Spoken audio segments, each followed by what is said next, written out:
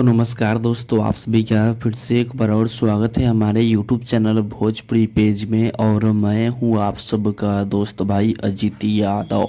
दोस्तों देखिए, समर सिंह जी का आज सुबह सुबह एक और नया लोकगीत आप लोगों के बीच में रिलीज होने जा रहा है समर सिंह इंटरटेनमेंट के YouTube चैनल से।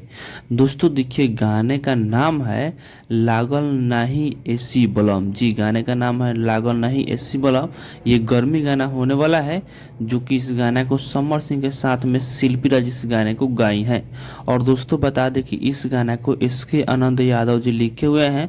और इस गाने में अगर म्यूजिक की बात किया जाए तो इस गाने में म्यूजिक बनाया है राहुल रॉकी जी, जो कि इस गाना को आज सुबह 6:30 पर Samar Singh entertainment YouTube channel पर रिलीज किया जा रहा है। आप लोग तैयार हो जाइए इस गाने को सुनने के लिए। गाना बहुत ही कमाल का गाना होने वाला है। तो बाकी दोस्तों फिलहाल कहीं अपडेट है, आप लोग इसके बारे में क्या कहना चाहते हैं कमेंट बॉक्स में बताइएगा। और इसी के साथ हम इस वीडियो को समाप्त करते हैं। ये वीडियो अगर पसंद आए तो इस वीडियो को लाइक शेयर कीजिएगा।